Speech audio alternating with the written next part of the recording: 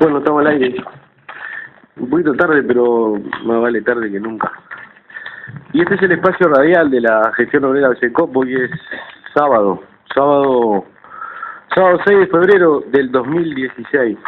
Hoy es el desfile de la llamada. Seguro es interesante, ¿no? Porque la Intendencia de Colonia, después de los festejos al estilo Imperio Romano que hacía Zimmer, que gastaba miles de dólares en traer 6 o 7 comparsas que no traían ni la mitad de los integrantes, y frente a una nueva intendencia que no haga absolutamente nada, queda más pegado, ¿verdad?, que un chicle. Y bueno, esto es un poco dando respuesta a lo que hacía el intendente anterior, ¿no? Es como una competencia, ¿no?, del famoso pan y circo. Claro, los panes o el circo que daba Zimmer era muy superior al circo que da Moreira, ¿no? Es parte de la política, del juego político, ¿no? Si no se hubiera hecho nada, hubiera sido brutalmente criticado. Lamentablemente la gente critica por ese tipo de cuestiones y no por otras, ¿verdad? Cuando se debería criticar realmente el tema de la distribución de la riqueza, porque pasa, es un gobierno departamental y tiene que ver con 100.000 habitantes de la República Oriental del Uruguay, y el departamento de Colonia tiene 100.000 habitantes. Han pasado a través de los años casi todos blancos, ¿no? Yo no conozco otro intendente que no haya sido del Partido Nacional. Y de la misma forma que a nivel nacional, cada vez hay más excluidos, ¿no?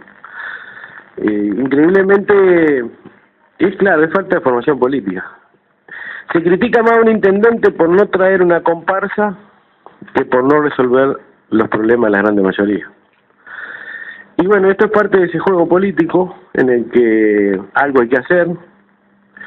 Entonces, achica la calle para que parezca más grande.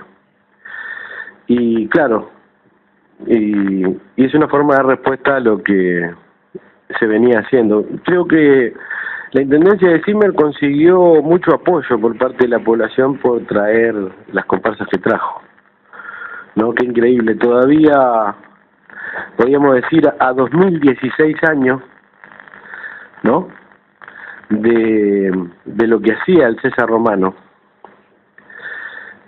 ¿Qué hacía el César Romano?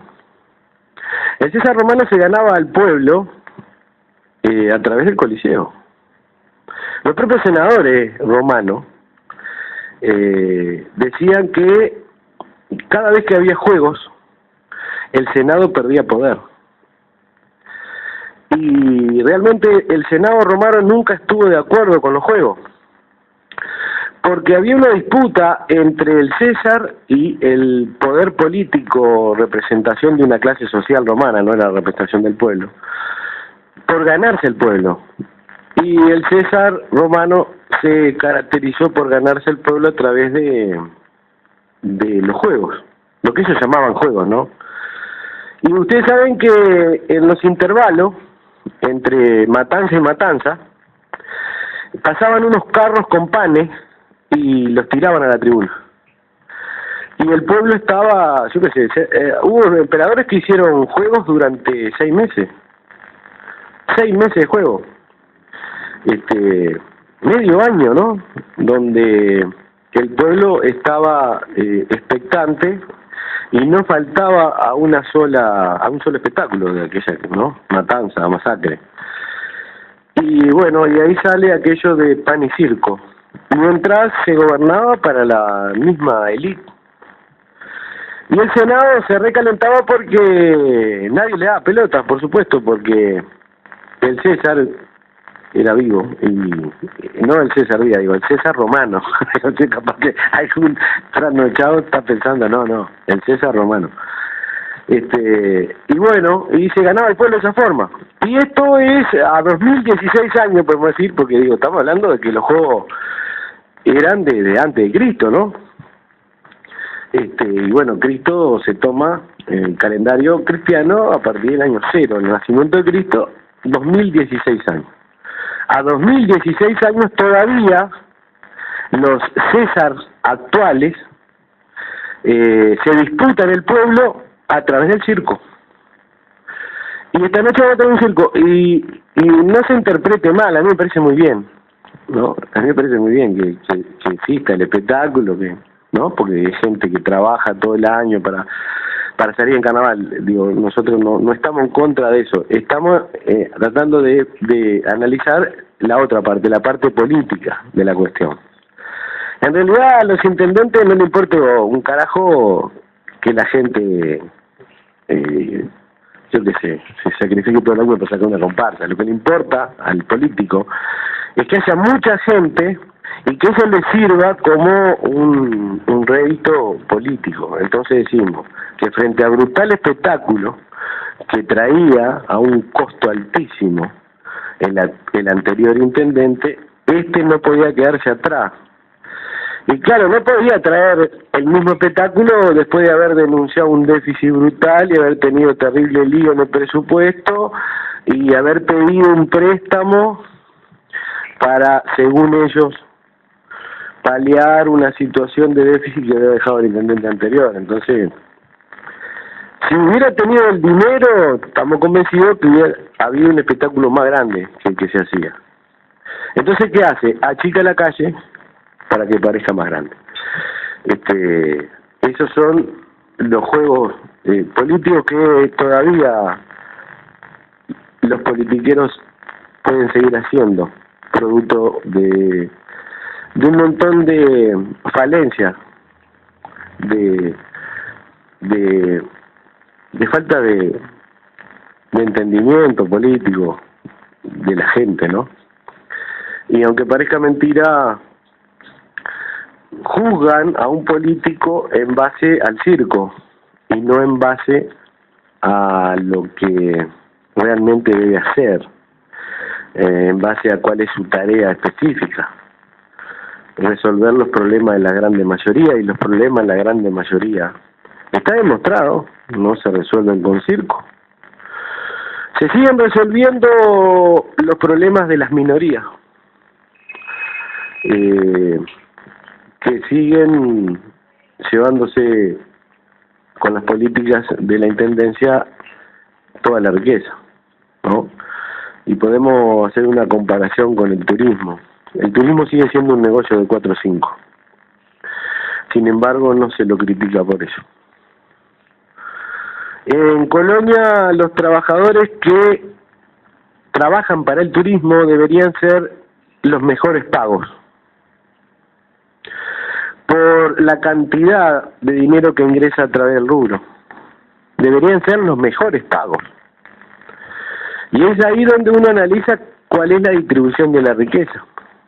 Por donde entra más riqueza, debe haber mejor reparto, ¿verdad? Sin embargo, no es así. En los lugares donde más dinero entra es donde los trabajadores menos ganan.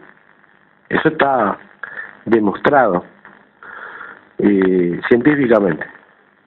Y sin embargo, no se critican las acciones de gobierno por ese tipo de cuestiones, ni siquiera los propios trabajadores.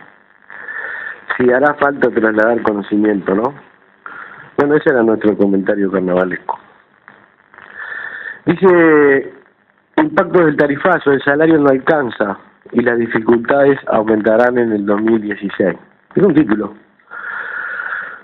más allá del circo. Después que termine el circo, empieza el año. El año se dice que comienza después de Semana de Turismo, porque pasaron todos los festejos. Los festejos que arrancan a la segunda mitad del último mes del año y que llegan hasta marzo prácticamente, ¿no? El salario de los trabajadores orientales disminuye su poder de compra y los aumentos anunciados son insuficientes. Mujeres y hombres deben trabajar cada vez más para que el salario, ya de por sí menguado, les permita cubrir las necesidades básicas. La suba salarial que recibieron los trabajadores en enero fue absorbida en buena parte por el aumento de los precios del mes. 2,44%, la mayor mensual desde septiembre del 2002. En especial para aquellos sectores que respetaron los lineamientos del gobierno para la negociación colectiva. Tomando como base las pautas del gobierno para la ronda de negociación colectiva que se inició a mitad del 2015, para los sectores en problemas, con subsidios o riesgo de pérdida de empleo, se recomendó un incremento del 8% con 2 ajustes semestrales. Los trabajadores incluidos en este tipo de convenios salariales tuvieron un aumento del 4% en enero, y la inflación del primer mes del año les llevó casi 2/3 partes de ese ajuste. Tuvieron un 4 y tuvieron que restarle al 4 el 2,44, 2,5%, que subieron los artículos de primera necesidad, que es lo que el trabajador consume con su salario. Para los sectores dinámicos, 4% o más de crecimiento anual, se fijó una suba del 10% anual, por lo que los asalariados recibieron 5% en enero, y el aumento de precios les comió casi la mitad de ese ajuste. En el caso de los sectores medios, el gobierno estableció una suba del 8,5% anual, y los convenios firmados dentro de esa dinámica brindaron un aumento del 4,25% al iniciar el 2016. La inflación de enero significó más de la mitad del incremento salarial. Para los funcionarios estatales, el Poder Ejecutivo decretó en enero un incremento del 9,44% en línea con la inflación acumulada durante el 2015. En este caso, la suba de precios en el primer mes del año ya absorbió una cuarta parte del aumento anual, informó el economista Antonio Elías, asesor de la Confederación de Organizaciones de Funcionarios del Estado. Antonio Elías es asesor de COFE. Los trabajadores del Estado tienen un único ajuste anual en enero, con un incremento derivado del centro del rango meta de inflación del Banco Central, 5%. Y la diferencia con el aumento del IPC durante el año anterior. En el convenio firmado en diciembre entre el gobierno y COFE se incluyó un aumento extra del 0,4% para los trabajadores de las empresas públicas. Salario real no baja desde el 2003. En 2015 el poder de compra de los salarios tuvo un incremento del 0,39%, el menor registrado en estos 13 años consecutivos de crecimiento. Según los datos del Instituto Nacional de Estadística, el salario real en el sector privado tuvo una suba del 0,7%, mientras que los trabajadores del sector público sufrieron una caída del 0,15% de su poder adquisitivo. El último registro negativo de este indicador data del 2003, cuando cerró el año con un descenso del 3,4%. Luego mantuvo un crecimiento continuo hasta el año pasado e incluso hasta el 2014 no hubo ninguna suba por debajo del 3%. En este periodo de alza del salario real destaca el dato al cierre del 2009, cuando se incrementó el poder de compra un 5,6%. Los últimos datos estadísticos dados a conocer en esta jornada muestran que la mitad de los bienes y servicios subieron más del 10% en 12 meses.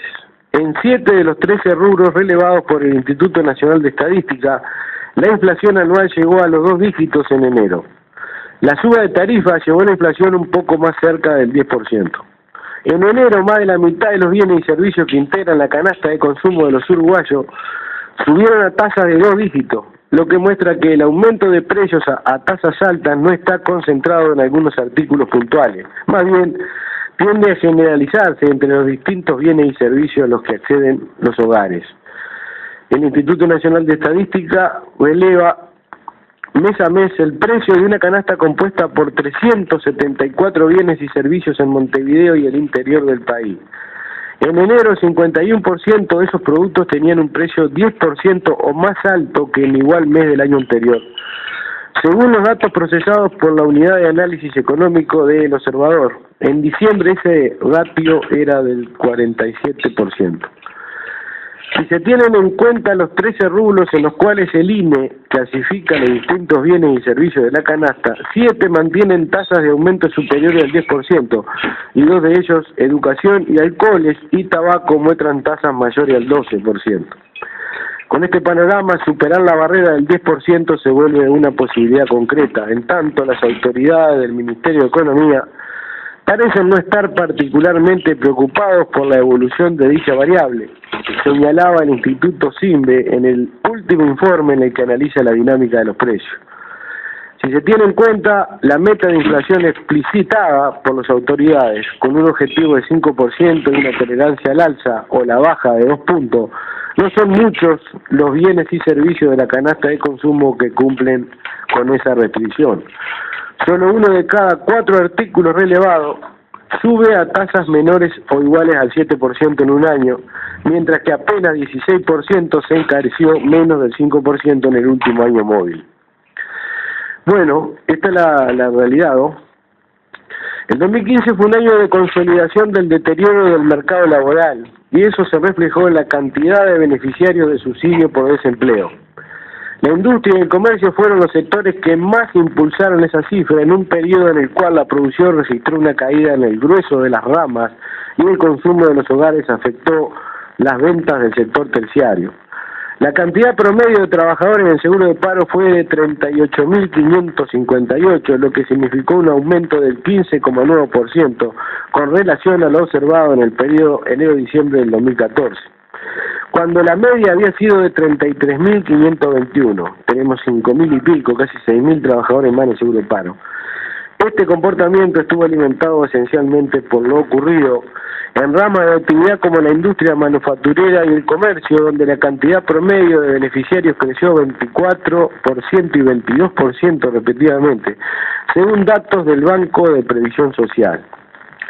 La actividad que registró el promedio más alto de beneficiarios en el 2015 fue la construcción, con 9.483 trabajadores, seguida por la industria manufacturera con 7.814, y en tercer lugar el comercio con 6.073. Más bajo aparece el sector de agropecuaria, forestación y pesca con 3.091 trabajadores, y el de transporte y almacenamiento con algo más de 2.000 trabajadores. Tanto la industria como la construcción son sectores que sintieron de forma temprana los efectos de la desaceleración económica. Pero con el pasar de los meses, el menor dinamismo de la actividad también comenzó a observarse en el empleo de otros sectores, como por ejemplo el comercio. Las perspectivas del mercado de trabajo para el 2016 están cargadas de incertidumbre y se prevé que continúe el deterioro. Con una economía que agudizará su enlentecimiento en los próximos meses, hay sectores de actividad, la mayoría, que verán acotadas las oportunidades de empleo. Estamos en primero día de febrero. Es interesante el informe porque toma datos del Banco de Previsión Social, el Instituto Nacional de Estadística. Son datos oficiales, ¿verdad?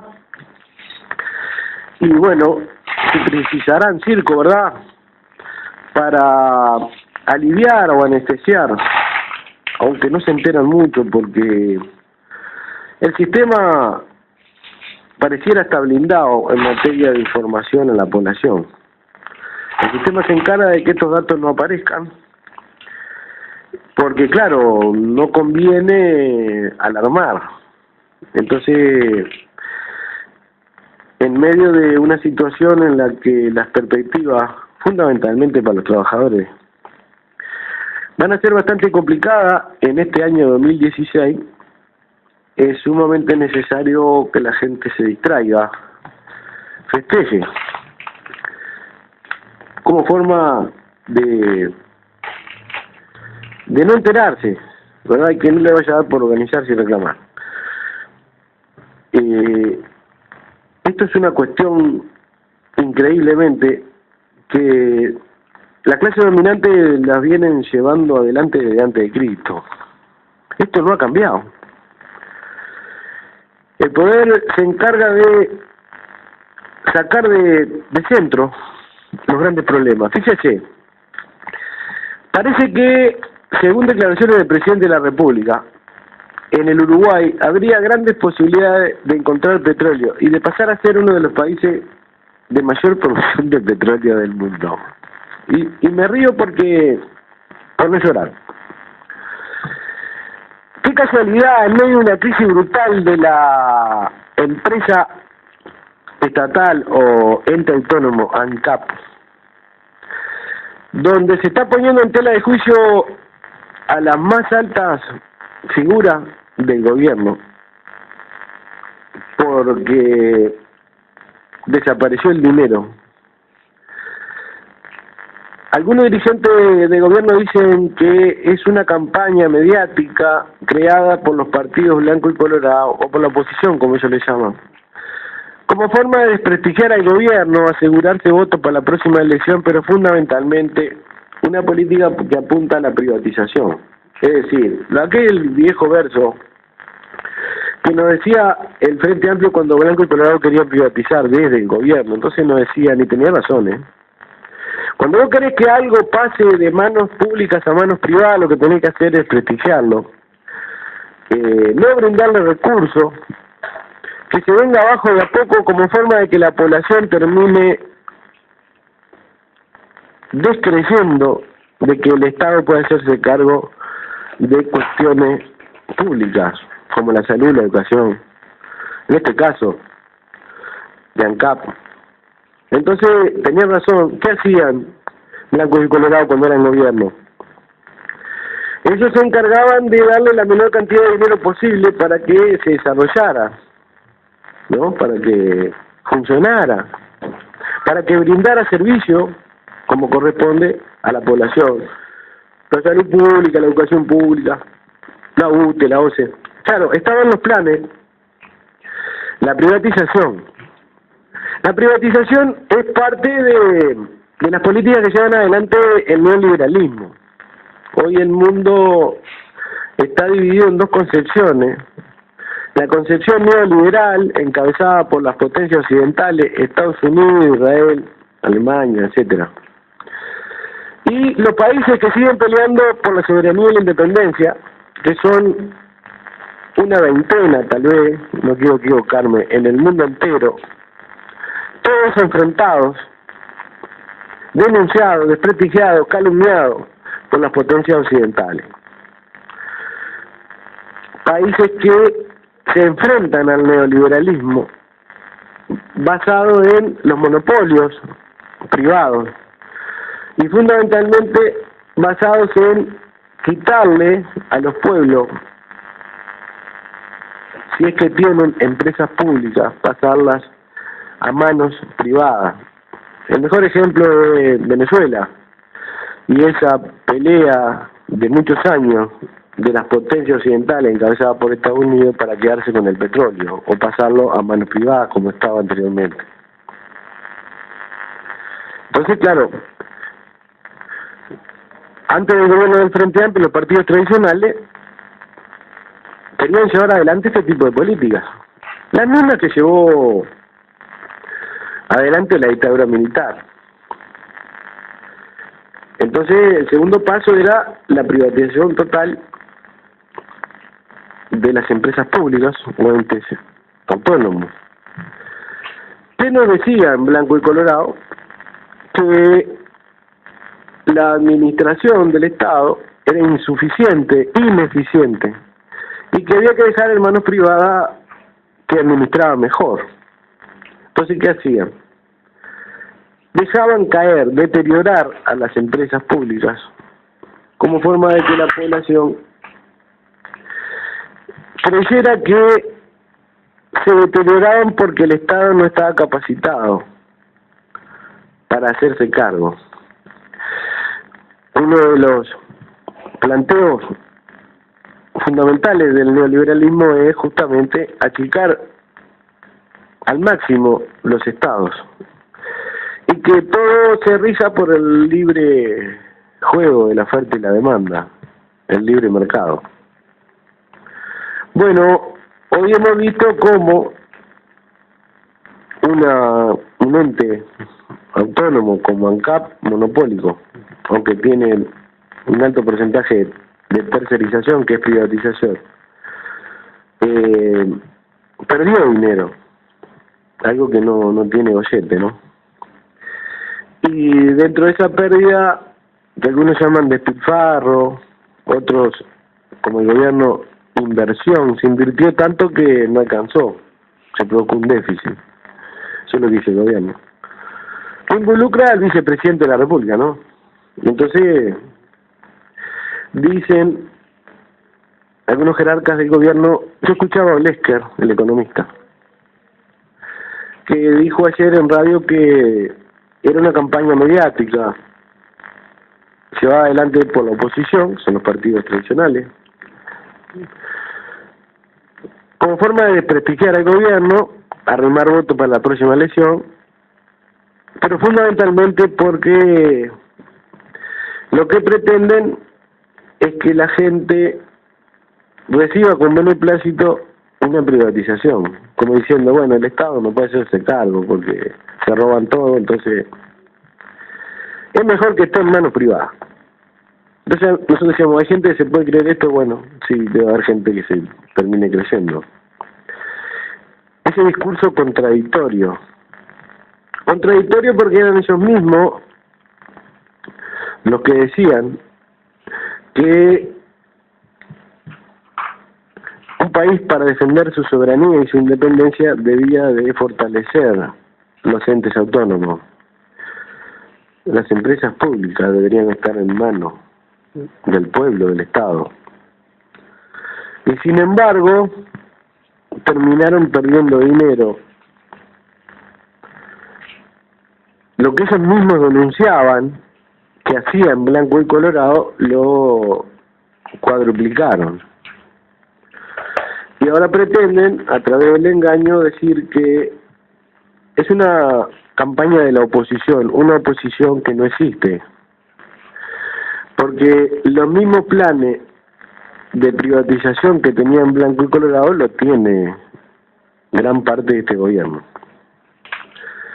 Claro, no es lo mismo hacer lo que hizo Menem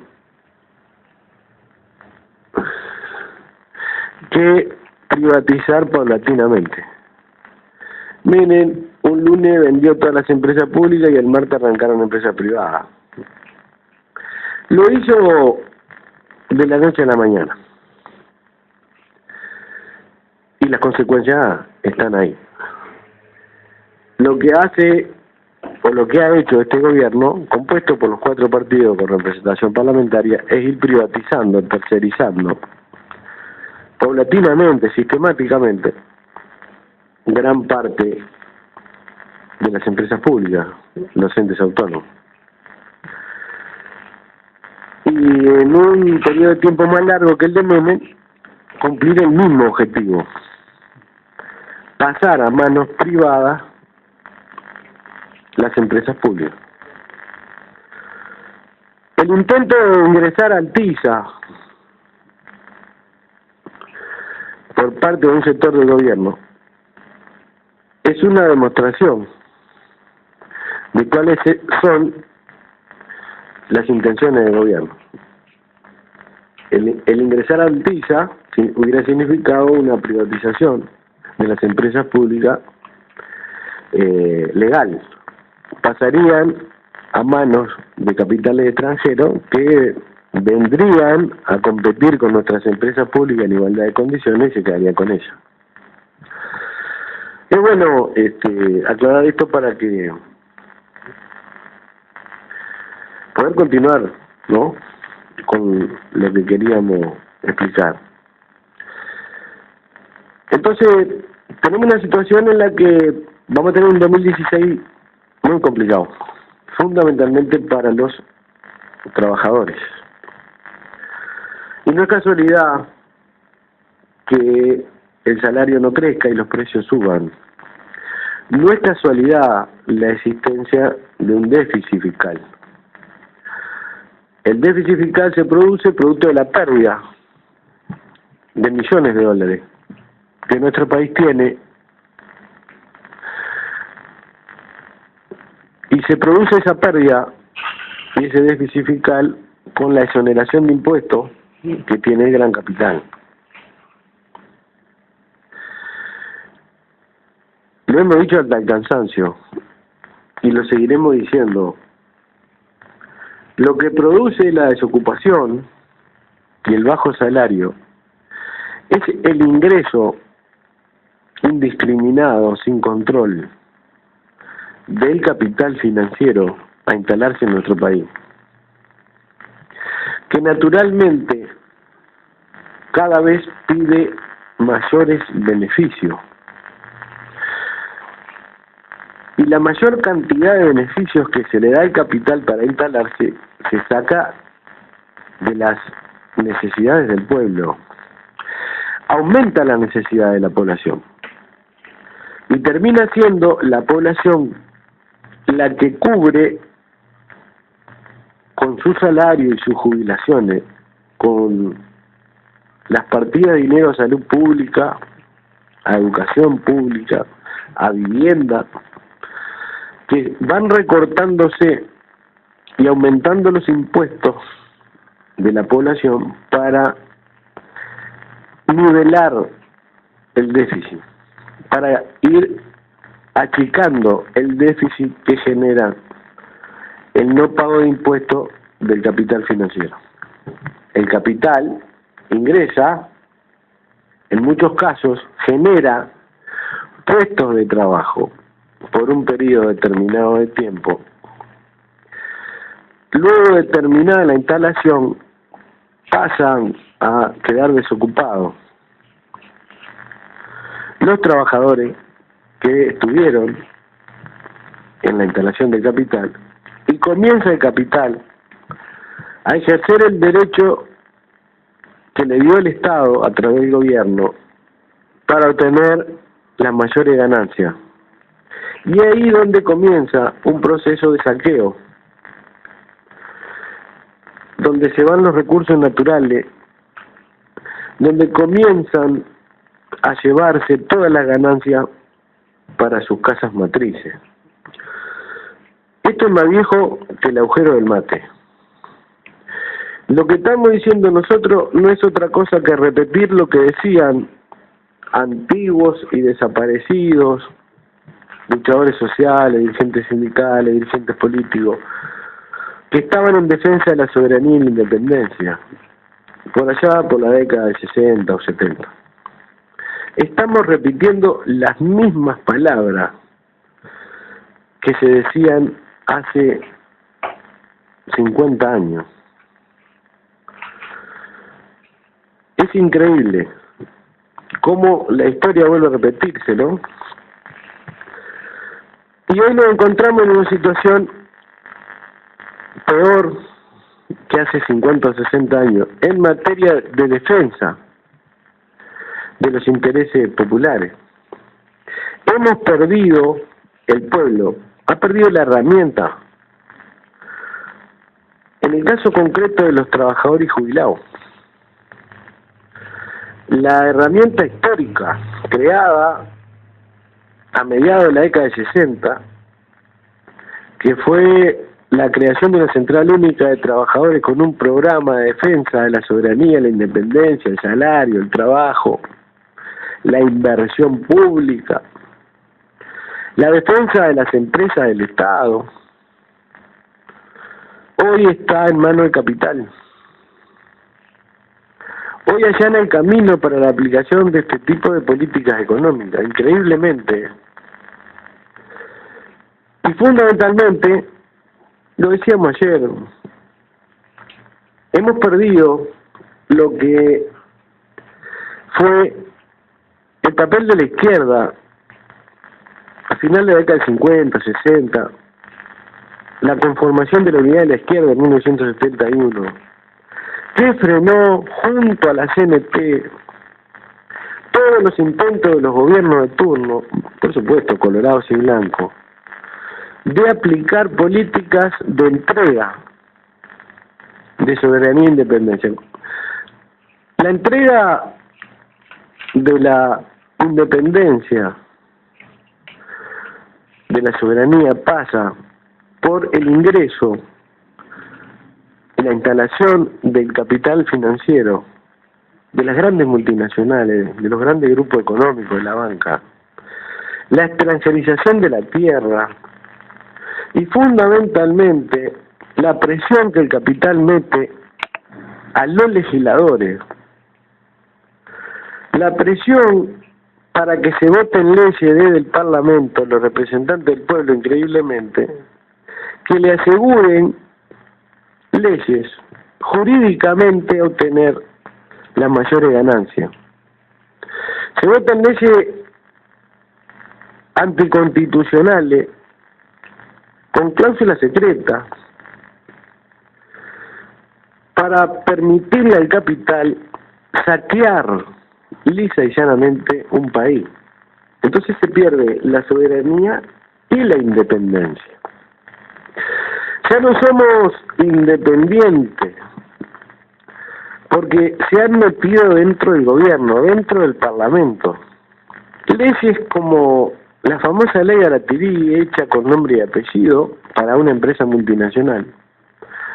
Las leyes que se votaron para el capital financiero instalarse en zona franca, no pagar una moneda de impuesto. Y en caso de litigio, de diferencias entre la multinacional y el gobierno, en representación del pueblo, no se iría a un tribunal dentro de la República Oriental del Uruguay, porque ustedes saben que puede haber diferencia en cualquier momento, en cualquier país que se instale una empresa multinacional, porque la empresa pueda hacer cuestiones que van contra el interés del pueblo. Claro, acá hacen todo en contra del interés del pueblo, pero pongámosle que haya algo por encima de lo que ya se está haciendo.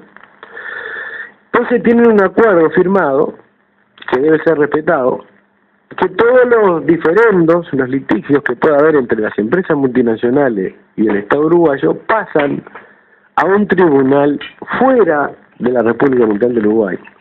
Se llama CIABI, que está compuesto por 3 miembros. Un miembro en representación del Banco Mundial, fíjense en ustedes. Un miembro en representación de la multinacional, que seguramente ese miembro de la multinacional tiene dinero invertido en el Banco Mundial. Y un miembro en representación del Estado, en este caso sería del país donde está instalada la multinacional. Allí se discutiría el problema y se fallaría en favor de la multinacional o del Estado. Y yo pregunto, ¿puede haber algún ingenuo que crea que el Estado le puede ganar en un tribunal de esa característica a una multinacional? Y no puede haber un ingenuo que crea eso. Entonces los tipos no solo se aseguran interceder, presionar al gobierno a través de que el Parlamento le vote leyes para obtener las mayores ganancias, sino que en caso se lo recontra aseguran, algo no resulte y exista una diferencia, pasa a un tribunal. Yo que sé, en términos deportivos es como jugar eternamente en la cancha de ellos, que no permitan participar a ningún hincha del cuadro visitante y que el árbitro y los dos líneas lo ponga el club locatario. Más difícil de ganar que lebrar una aguja bailando, ¿verdad? Es imposible. Bueno, eso es entrega. Eso es entregarse, lisa y llanamente. Yo creo que ni el presidente de un club de barrio aceptaría jugar un campeonato donde nunca le toque de locatario, donde no se permite entrar la hinchada de su club al cuadro visitante y que encima los árbitros los ponga el club donde tenés que ir a jugar. Yo creo que no lo aceptaría ni un presidente del club de barrio. Bueno, porque es un problema ya de dignidad. Entonces cualquier socio del club o simpatizante le diría a vos, pero vos no podés ser presidente de este club porque vos no estás vendiendo. Nosotros no tenemos ninguna opción para ganar. Para eso nos desafiliamos, nos dedicamos a jugar a la bolita con jockey. Abandonemos esto. Y si no, tengamos reglas claras para jugar. Igualdad de condiciones para jugar. Bueno, un ejemplo. Parece mentira, pero nuestro país ha aceptado esto. ¿A quién lo acepta esto? Acepta el Poder Ejecutivo, lo firma el Poder Ejecutivo, pero lo acepta el Parlamento.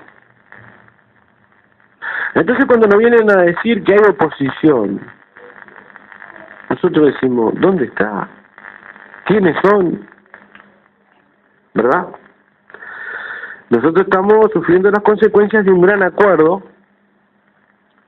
que comenzó a darse a partir del 2005, un gran acuerdo nacional en materia económica, que no se había dado anteriormente. Antes del 2005 no había acuerdos nacionales en materia económica. Existían los 4 partidos antes del 2005, pero siempre había una fuerza política que se oponía a este tipo de entregas. Era el Frente Amplio. Se oponía a este tipo de entrega. Entonces al Parlamento le costaba muchísimo poder llevar a cabo este tipo de cuestiones. Y también le costaba muchísimo al capital financiero internacional, no que no tenía las intenciones, digo, hablemos claro, el capital financiero internacional hace 30 años es el mismo capital financiero internacional de ahora. Los objetivos del capital siguen siendo los mismos desde que nace hasta que muera. Son los mismos objetivos, ¿verdad? Ese está el famoso cuento del zorro cuidando a la gallina. Vos podés domesticar un zorro, lo tenés todo el día en tu casa, lo criás a mamadera, después le das a comer en la boca, y un día dejás el gallinero abierto, se te escapa y te come toda la gallina. Bueno, el capital es eso, está en sus genes, ¿verdad? Está para obtener ganancia. Entonces cuando nos viene a decir que hay oposición no lo podemos entender. ¿Dónde está la oposición? ¿En qué hay oposición? ¿Verdad? En materia económica, que es lo elemental, no hay oposición. Y decíamos que nosotros hemos perdido las herramientas. Claro, se están construyendo nuevas herramientas, pero demora mucho tiempo la construcción de las nuevas herramientas. Para construir nuevas herramientas, para defender los intereses del pueblo, tenés que facilitarle el conocimiento a la gente. La gente tiene que entender lo que está pasando. Entonces, bueno, puede decir un tipo, nosotros podemos decir, bueno, dentro de 5 años, dentro de 10 años de continuar esta política económica, ya no va a quedar nada. No nos va a quedar absolutamente nada. Absolutamente nada. Se está preparando un acuerdo mundial, que se llama TPP, Acuerdo Transpacífico, y se está denunciando a nivel internacional. Es una idea de los Estados Unidos de Norteamérica y sus aliados, y ya hay 2 países latinoamericanos que han acordado el ingreso al Acuerdo Transpacífico, y están denunciando gente de pueblo de Perú y de Chile, que son los 2 países que ingresaron. Me imagino las intenciones de Danilo Stori, la desesperación de Danilo Stori por ingresar a este Acuerdo Transpacífico, que es un gran tratado de libre comercio entre potencias poderosísimas y países dependientes, que tiene como único objetivo monopolizar, asegurarle a los grandes grupos económicos obtener todas las ganancias. En materia de medicamento, por ejemplo, nos decía un peruano que si hay 2 farmacias en Perú, y vamos a dar un ejemplo, uno tiene un medicamento a 100 pesos, la farmacia peruana lo tiene a 10 soles, como dicen ellos. Con el acuerdo Transpacífico es obligación que el que vende el producto a 10 soles lo pase a vender a 100. ¿Por qué? Porque la multinacional que creó el medicamento es la que impone el precio en el país donde se llegó al acuerdo.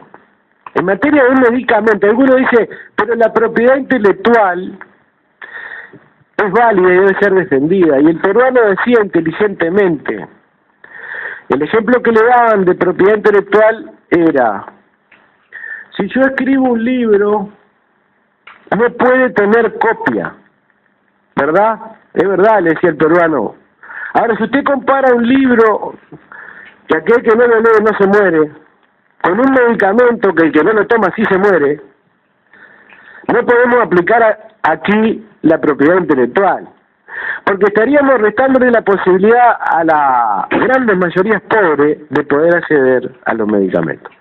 Es un ejemplo, un mínimo ejemplo de los planes macabros que tiene el imperialismo norteamericano, y cómo hay gobierno que se bajan el pantalón, el calzoncillo, la bombacha, porque cuando son presidentas usan bombacha, para dejarse violar, porque no tengo otro ejemplo para dar, ¿verdad? Y de esto prosperar en América Latina, entonces estaríamos hablando de que se duplicaría o triplicaría la cantidad de pobres, ¿verdad? Ni hablar de lo que significaría el salario, las condiciones de trabajo, porque nosotros dimos ejemplo de un medicamento, nada más que de un medicamento.